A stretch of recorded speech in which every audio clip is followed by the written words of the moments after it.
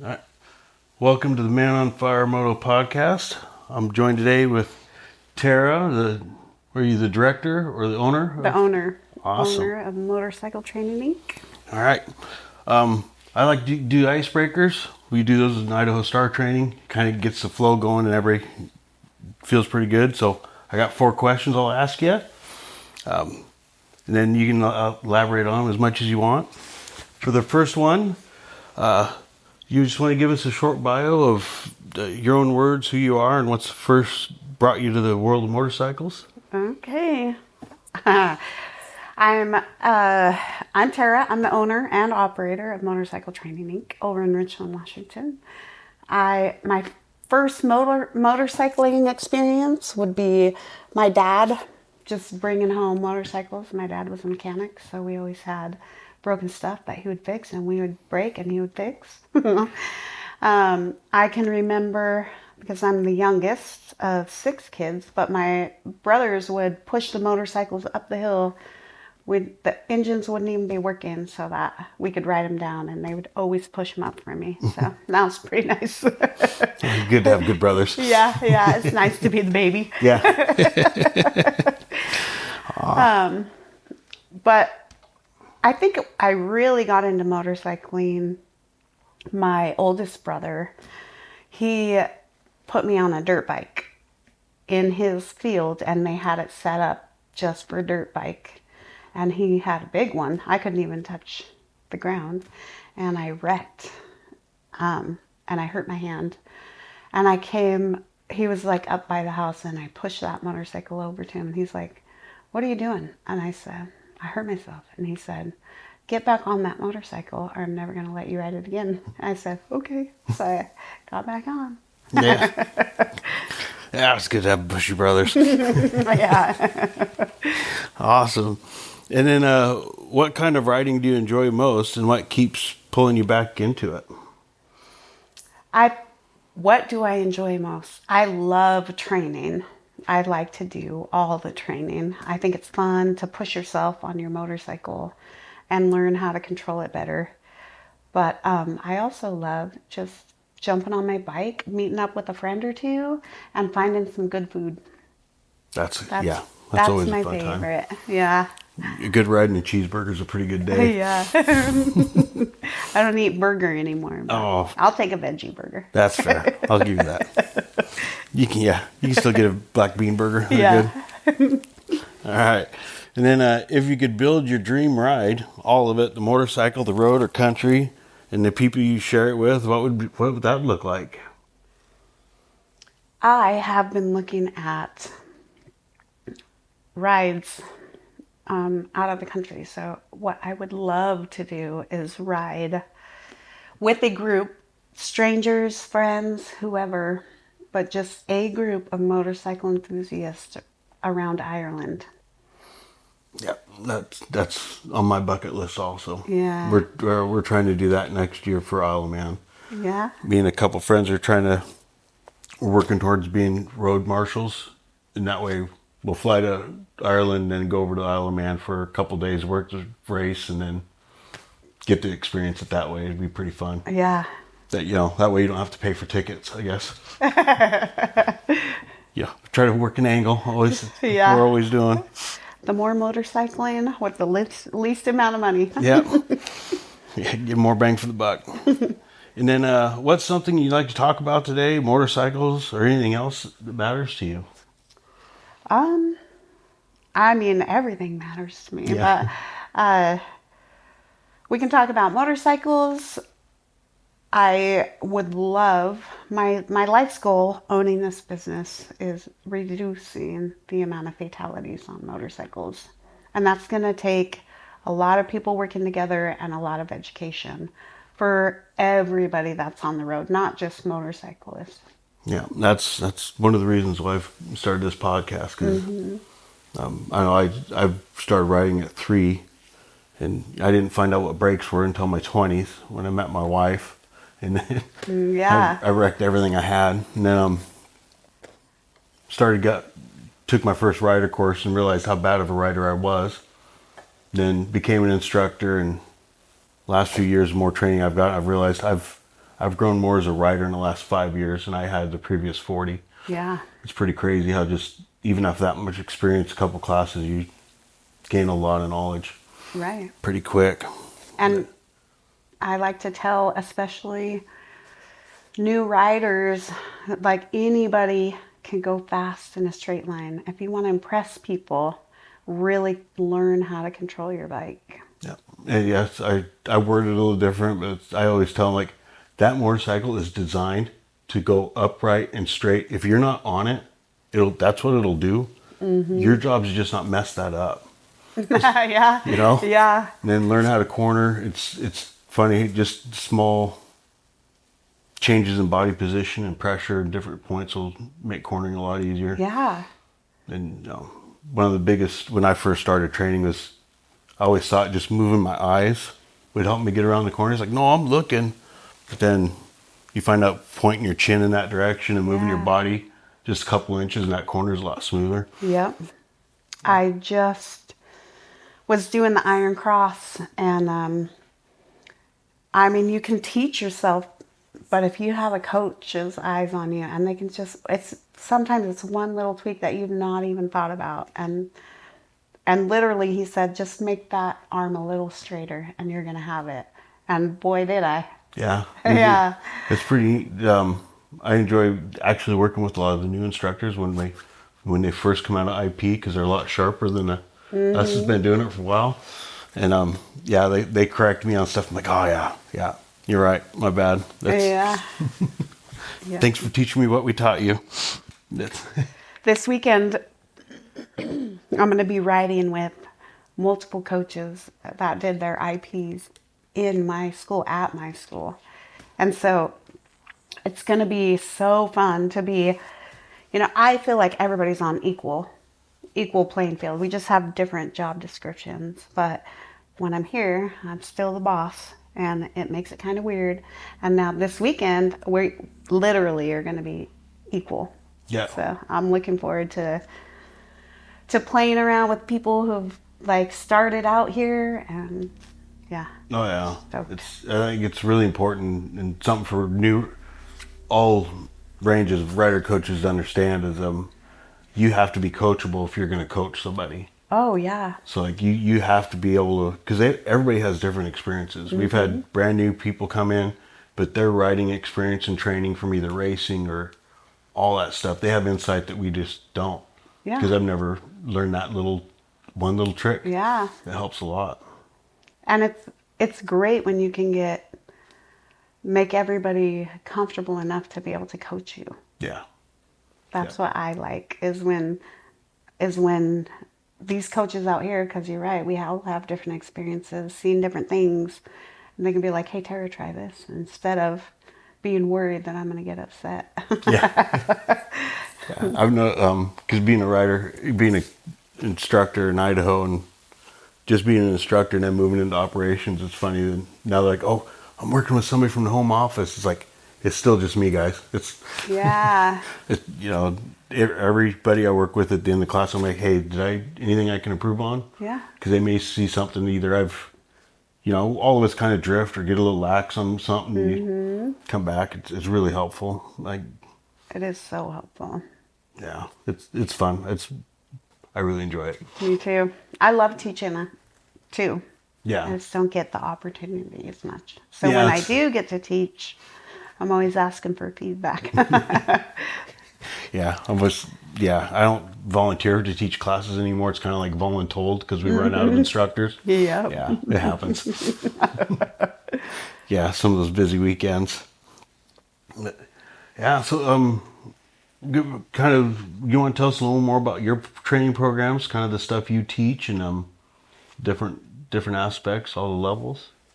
Yeah, so we do a basic rider course, and that's for somebody who has never ridden or has very minimal even. And I've had people who come and take it who have been riding for years, but maybe their grandson wants to take it, but not by himself. And so they'll come take it, and they learn something.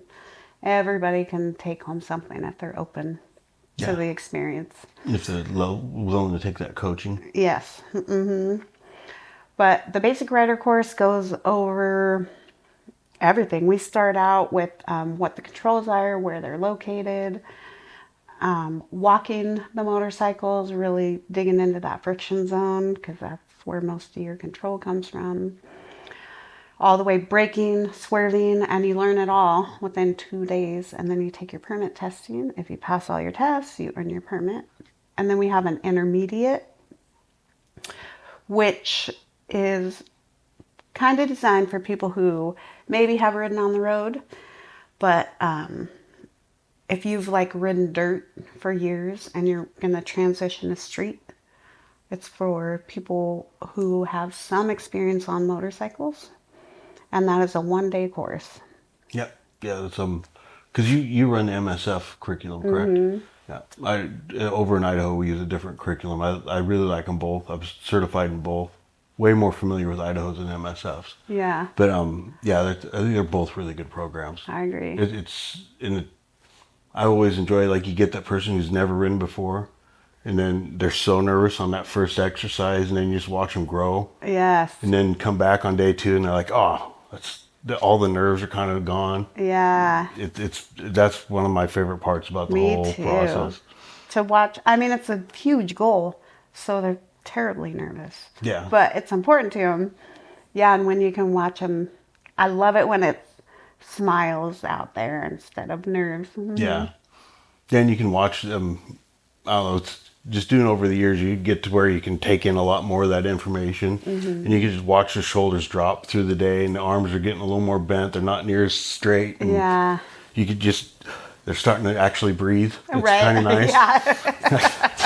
Don't black out. Yeah. It happens. Oh, yeah. I always remember one is a 60-year-old grandma. I told her she passed. She's like, oh, can I hug you? I was like, well, yeah. She's like, they always told me I couldn't do it. And I was like, oh, Yep. Tear, don't cry. Yeah. Yeah, it's one of the most rewarding things I've done. It's fun. I agree. And we just started some advanced classes here, which are not MSF. One of our coaches, Ben Cook, he actually wrote his own curriculum. And so I got to take his advanced class. And it was great. But the hard part about advanced classes is that people either think they're not good enough for an advanced class or they think they're too good for an advanced class. Yeah, and the funny thing is the ones who think they're not good enough generally are, and the ones who think they are good enough are not. Right. Yeah. But I mean, it's a class, it's not a test. So no matter what stage you're at, you're going to learn. Yeah. Yeah. We got a similar. We have the same tiers. We just call them different names. Yeah. But yeah, our advanced course, there's no test at the end. It's more just for experienced riders to come in and get their skills. And yeah. I've taught a couple of them where it's the same guy. He takes the same class at the beginning of the season every year. It's our advanced one, and I'm like, hey Steve, you're back again. Yeah. But he comes in, and that man rides all over the country. He's got 400,000 miles on his Road King, and he still wants to get picked up. Yeah. He's like, I might get a bad habit or get lazy, so he wants to get trained, and it's pretty awesome to see some of that. Mm-hmm. That knowledge of, okay, I still need to freshen and committed to riding well. Yeah. Yeah. That's great. I remember asking him, he's like, man, I don't want to die. And like, it's dangerous out there. So it is dangerous. Getting that training helps. Mm-hmm. That curriculum your guy designed, what are you guys doing that? What kind of exercises do you have? Oh gosh. I don't have the list, but I did give you a lot of footage of it. But we're doing cone weaves, faster, bigger cones. They all have those names. tall candlesticks hit those saddlebags, and you got to get a lot better. We don't quick. even have those yet, and I'm still knocking them over with saddlebags. Yeah. The Iron Cross, and then we're doing one called the Eliminator. What you drop in, and it's like a back and forth. I mean, all of these exercises are all over the place, but they go by different names. Yeah.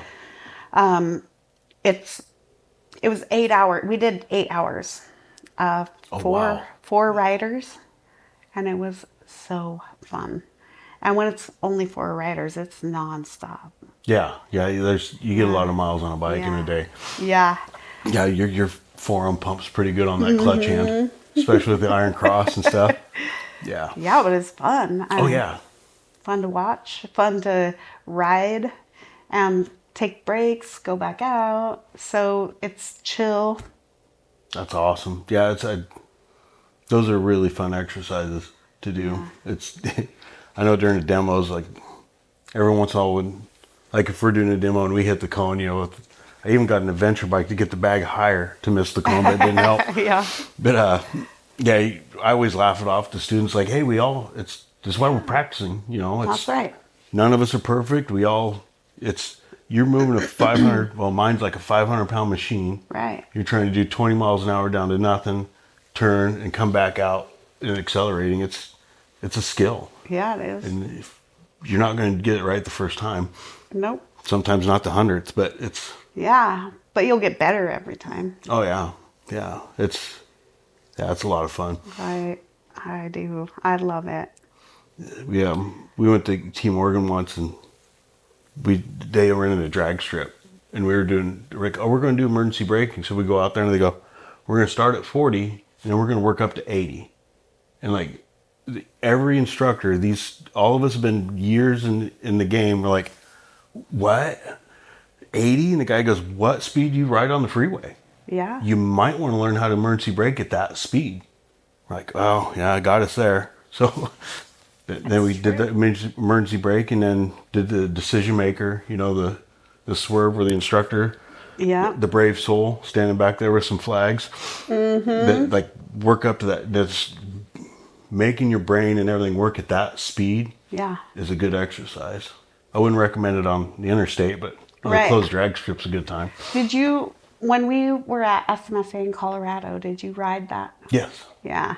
Yep, I was out help them set it up, and Okay. that was a good time. That was so fun. Yeah. That was my first advanced Really? training, really. Yeah, those guys, Will Stoy, he's ex-police trainer for Idaho Star, or for Idaho State. He works for us. He's like amazing resource for the program, and just a great all-around guy. Yeah. Lyndon Nolan, and then Mark Page. Those three guys set that up for us, and they did a really good job. Because Colorado had a really cool setup. It was that police such a post cool, setup. Yeah. It was a couple mile wrap around. Yeah, with all the curves and all that. Yeah. Yeah, allows learning how to link corners and because that's I think what a lot of people get wrong. They'll get the first corner well, second one they might get. The third one's where it gets dicey. Yeah. So I mean, riders learning that linking and making your exit match your entry help a lot. Yeah, and making the... Well, after that, you guys invited me to Idaho. Oh, yeah. And I did the training there on the Air Force Base. Oh, you went to that one? Yeah. Yeah, I think that... Yeah, I was on the disabled list that year. I couldn't go. Yeah. Yeah. But it was so fun. And even doing the cone weave at 35, like you don't realize how much you have to hold that turn until your entire bike clears. Because you think you can just whip around them. You really can't. You've got to really get into that, I guess, a groove of... Oh, yeah, you gotta get that. You gotta get that rear to track the front. You gotta get the front over far enough so it can. It's funny we do that, and then when we're training new instructors, we have to do it poorly and hit it like the rear tire, and then you're like, oh man, I forgot how to do this bad. I relearned pretty quick how to do it bad, but right. it seems to take a lot less practice. Have fun. Yeah, so did you learn a lot on that day? Other than, I know we did the cone weaves. They do so much stuff on that. I learned so much. Yeah. The big thing, I think, so I have the Triumph Tiger. It's a 2023. That's when I bought it. I bought it brand new. My first ever brand new rig, car, bike, first ever. And I put the guards on it. I don't touch very well, but I mean, as it is, I'm short and I want a bigger bike. Don't feel bad. I ballerina mine also. Yeah, I think a lot of people do. Right away. So we start out and we're just going to do some figure eights on the street. It's not an actual street, but dropped it. First thing, dropped it. Whew, glad that's out of the way. Nerves done. I was so nervous to ride in front of all these people. And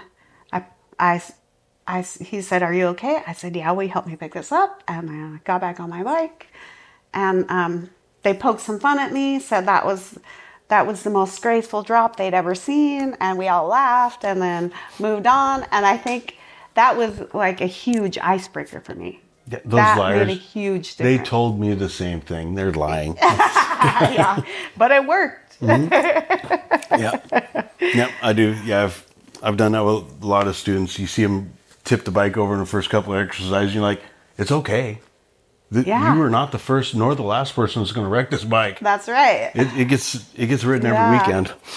Yeah, and when you're challenging yourself, it puts you back in that student mode, so you have more empathy for these students out here on your range. Oh yeah, and I think that's really important for instructors to do. I think I agree. a lot more instructors could take even curriculum. I've done it. Even curriculum I know. When that instructor is explaining it to you, and you're standing there, and you're like, "Wait, what are we supposed to do?" Mm-hmm. It's. Yeah. I think a lot more instructors should put themselves in that student mindset. Yeah. Get out of your comfort zone. Mm-hmm. Yep. Even going to other people's ranges and doing classes that we teach here. Mm-hmm. It's a big thing. Oh yeah. Yeah. I remember like when I went and started learning MSF, I was already as a decent instructor for Idaho Star. I'd gotten past the first 3 years where you think you're really good and then you realize you're not, you know? Yeah. And then, so I was like, I'm a pretty decent rider. And I started learning a whole other curriculum. The exercise is the same, but it teaches slightly different techniques. Mm-hmm. So you're like, oh, it's a whole nother tool chest to pull from. It really helps. I know. I love watching other coaches. Yeah. Yeah, the really smooth ones are, you're like, wow, I've never seen it done that way. That was pretty awesome. Mm-hmm. Yeah, I would really like to look at other curriculum. Washington State has a varied, it's good, but there are a lot of coaches who have written their own curriculum. Oh. So we have multiple state-approved curriculums in this state. So that's pretty unique. Oh, yeah. It seems like it would be a little hard to manage, but... Yeah. They must have to have a whole process to get everything approved. And you'd have to have that kind of check and balances to make sure somebody's not a fly-by-night. Yeah, so, you send it in, get it approved. And then our testing, also unique. Yeah. So we don't have like motorcycle tier testing. Like you could test on any motorcycle and then ride any motorcycle. But what we do have is permit testing that includes both knowledge and skills. And then we have endorsement testing that includes knowledge and skills. Oh yeah, they developed that a couple of years ago, didn't they? Mm-hmm. Switch from a single test to multiple. Yeah, 2000. Yeah. Yep. And I believe their concept or their idea behind that was get that it's a continuing education, so they get a little time to learn, practice that, and then come back to get the full license. So I misspoke. 2020, not 2000. Yeah. Yeah, 2020. Yeah, I remember that presentation actually. Yeah. So currently, I have an email out to the state. What I would like to do is set up a training program that is endorsement test specific, because our basic rider course is set up pretty specific to our permit testing. Mm-hmm. But I would like to set up because what is most important for riders? I know Washington, Oregon, Idaho. Cornering and braking? Yep, cornering, braking, and then also swerving. Yeah. So there are simple things that we can teach them, like if a car stops suddenly in front of you, do you think they're going to turn right or left? You know, is it going to be safer to brake or swerve? Yeah, and yeah, we talk about that in our curriculum, and we train the swerve. Mm-hmm. But then we also, it's like there's a brake and then swerve, and then the swerve and then brake.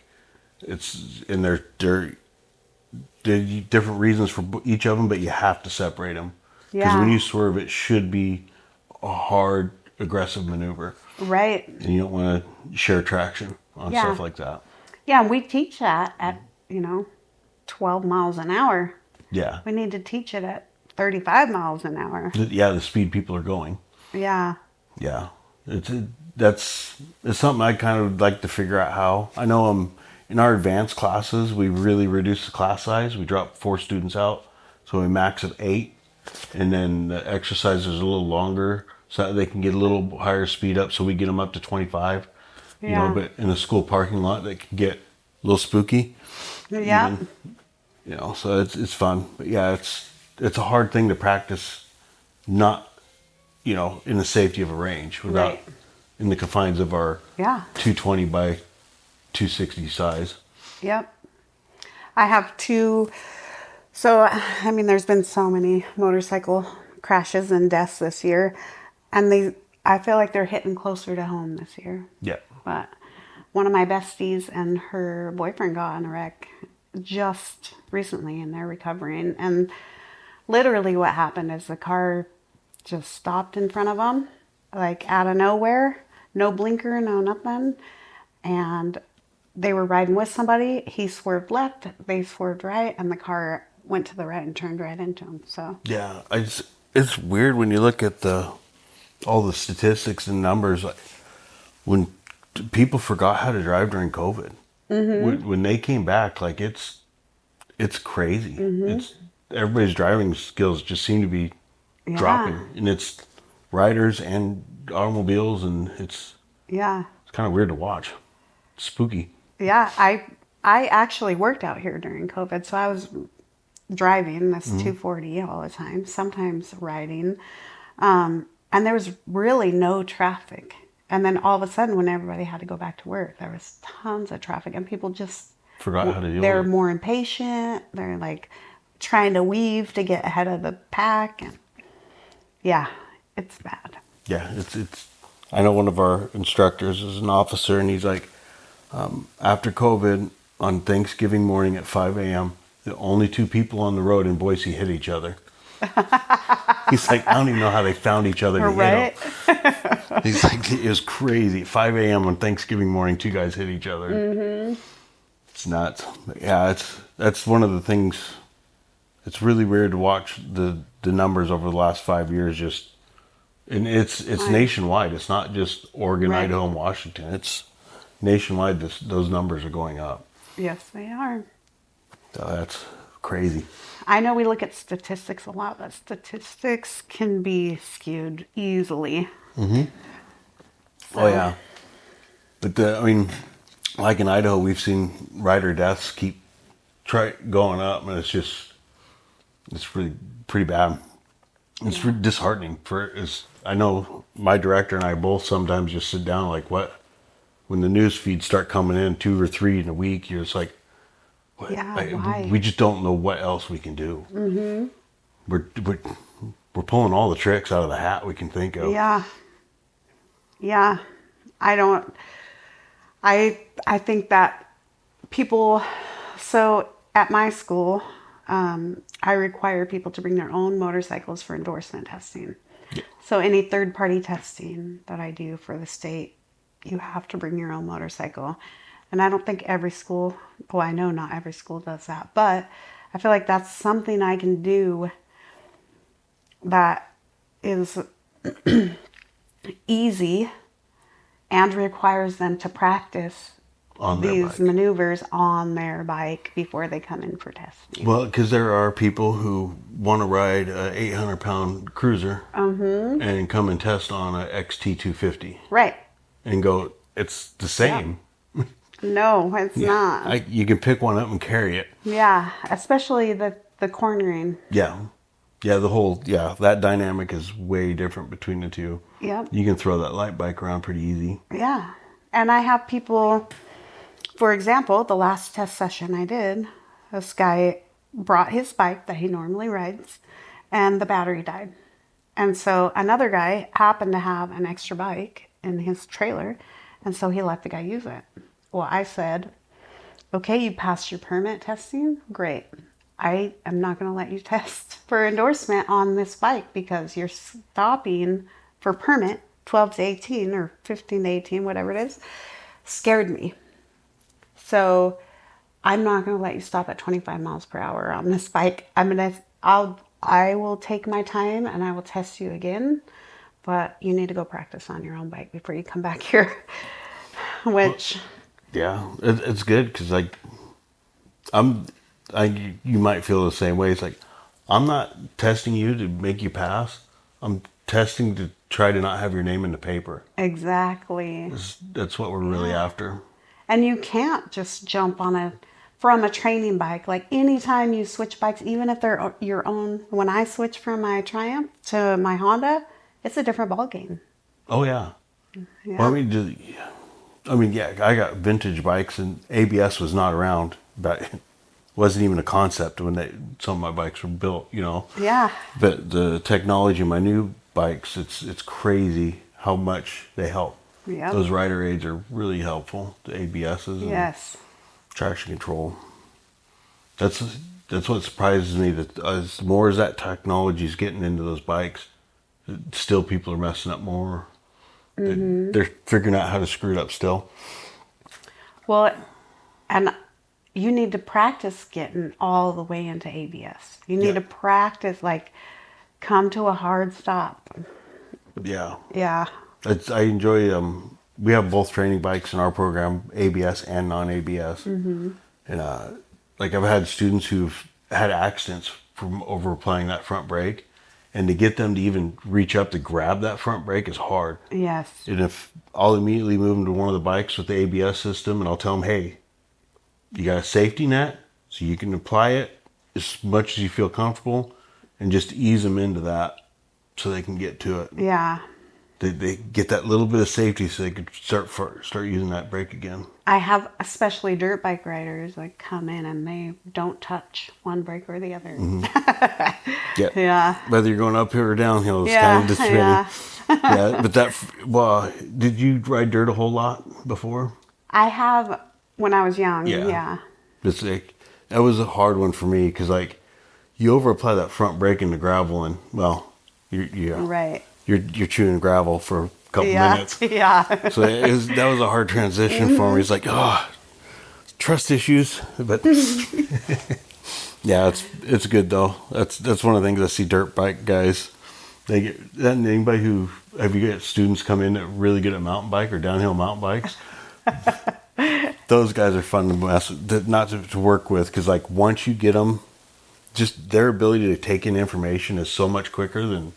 Because those trails, you're coming down hard. Mm-hmm. So once they get the exchange rate or whatever you want to call it, they get really good really quick. Yep. It's fun. I find that if you play a sport at all, mm-hmm. you can transfer that to motorcycling. Yeah.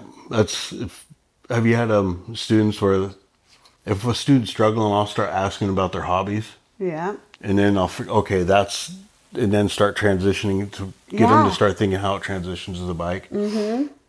It helps a lot. Yeah. I agree. So with all the training stuff, what kind of motorcycles do you have out in your fleet? I have so many. You have so many. I think a favorite for a lot of people are the Duke 200s. Yeah. The braking is smooth, nice. They're just good bikes. They're built well. Like KTM is a good brand name, right? I mean, yeah. We have some of the 200s and some of the 250s, and they're a little different, but they're both really good bikes. Mm-hmm. And I hate to say it, but they both crash really well. Yeah. They take a pretty good abuse. Yes, they do. Yeah, we like them. I think I have like almost, I can't remember how many. But they're good bikes. My favorite, my personal favorite, is the BMW 310. Oh, you like to? We don't have any of those in training. Well, I used to have 3, and about the one that's out there is the only one that's still here. I traded those other ones in. But I don't know if they are set up to take the abuse of training, the constant killing it, starting it. I know that the starters had a really hard time keeping up, but somehow the one that I have out there just keeps on going. Yeah, that's how everyone should get a unicorn. They're kind of nice. Yeah, well, that bike is so fun, and it corners so nice, and it's actually lowered, and so I can flat foot. Makes me feel comfortable when I'm out there. It's nerve-wracking to do demos. I don't care how many times you practice it. When you're in front of students, I get nervous. Oh yeah, yeah. If you don't, you're not doing it right. Right. But every time I put a rider on that bike, they're like, "Do they still make these? Can I go buy one?" Heck yeah. BMW built a beautiful bike. Yes. They always just smooth. That European just smooth. Yep. Yeah, I really like them. We don't have any of them. We just haven't transitioned to those. I think I have too many different VINs right now already, so Yeah. we gotta cut that down. But yeah, I've heard a lot of good things about those little BMW 310s. I don't know if I could recommend them as a training bike because yeah. I've heard the crashability and the parts can get spendy. Yeah, I have the handguards on there, which save a lot. Yeah. Yep, we're starting to transition those to a lot of our bikes. Just because, I mean, back in the day, I could get levers for like our TU 250s at $5-6 a piece. Yeah. But now, when I can get them, they're 11 to 12, and the size of our program, you know, 70 little TU 250s, that gets expensive fast. Yes. You start really watching the pennies, and Yep.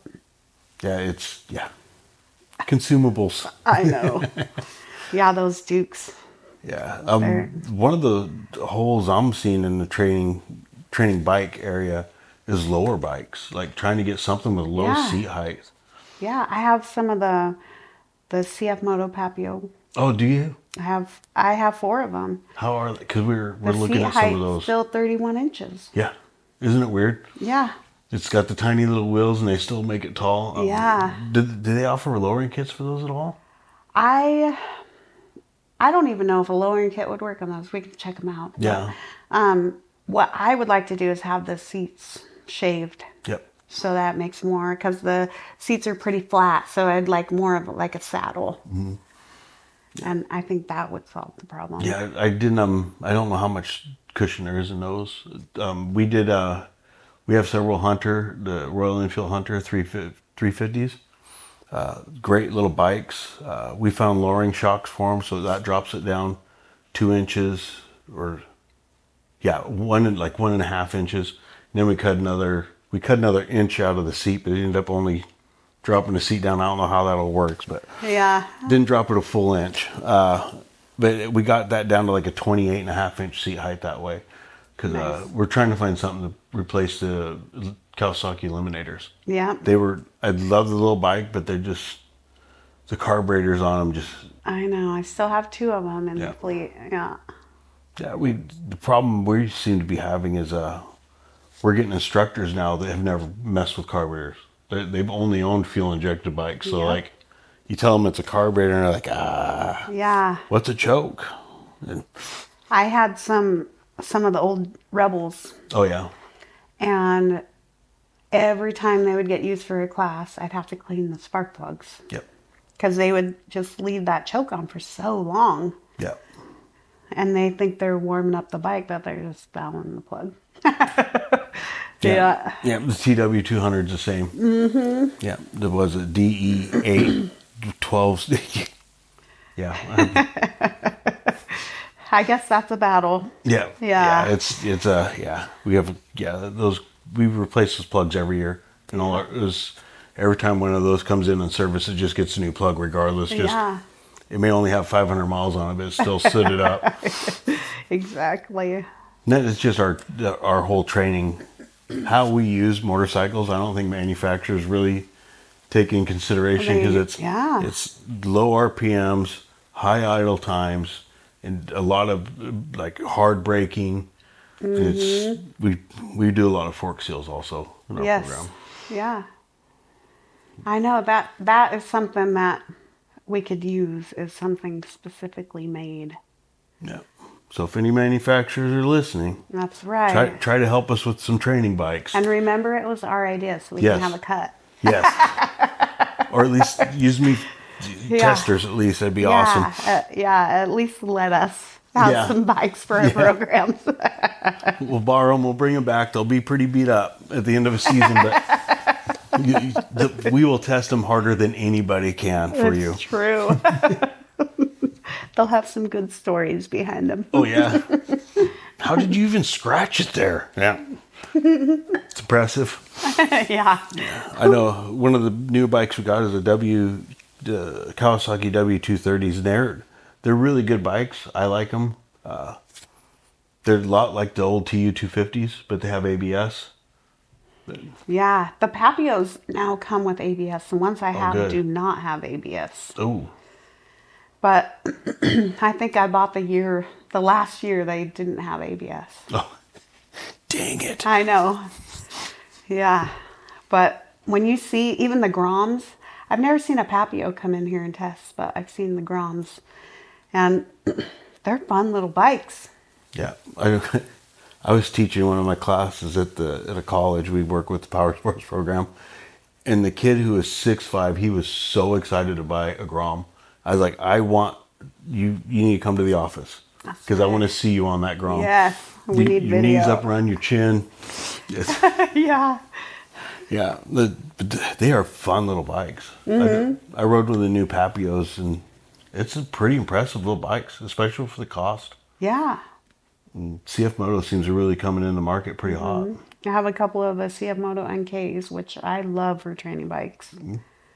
You'll have to look at those too. It seems like in operations we're always looking for what crashes well and what we can buy for least amount of money to survive the longest. I think those NKs are very comparable to the Dukes.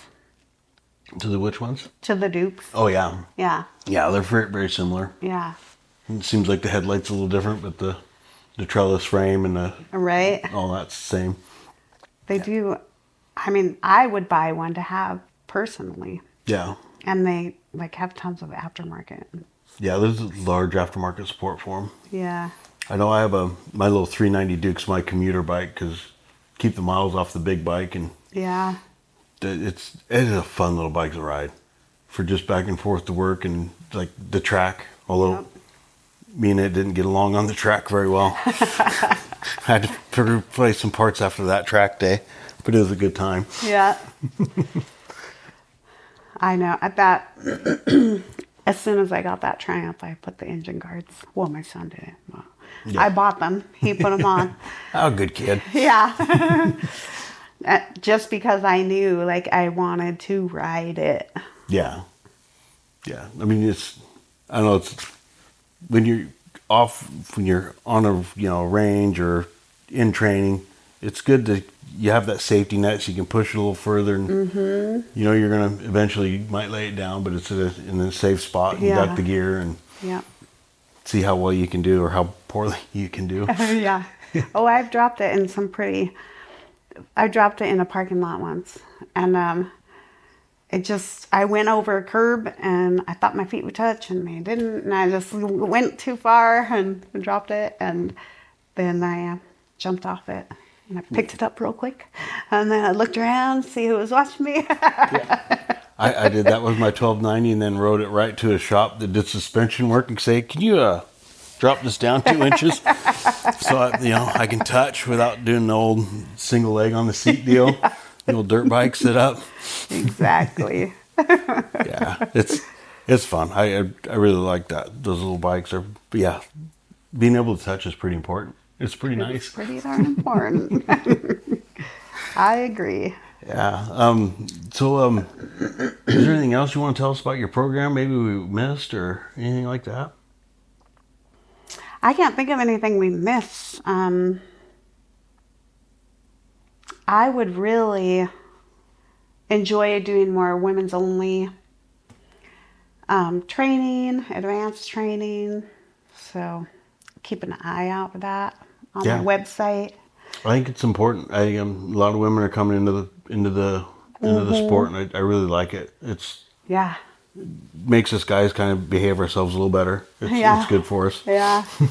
I enjoy women's only rides or, women's only training, whether it be beginner or advanced. Yeah, it's good. It's nice to see. Yes. People coming in like actively looking for training. Yeah. It's women empowering women. Yes. That's what I want. Yes. I'll hook you up with the Moto Mavens in Boise. Yeah. There are a couple good ladies there doing the same thing. That'd be awesome. Yeah. It's good.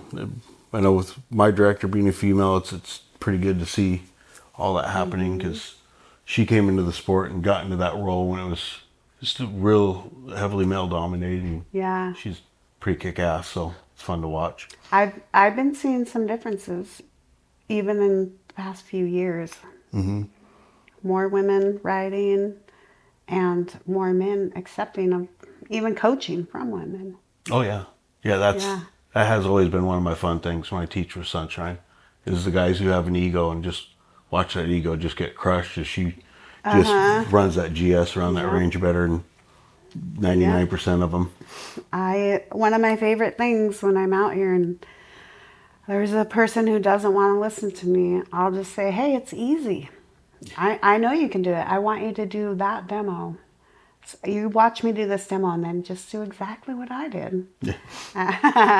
and it's not as easy as they think it is. No. It's almost like you practiced it or something, Weird. Yeah. I've done this. I rode this course a couple times. Maybe you should listen, dummy.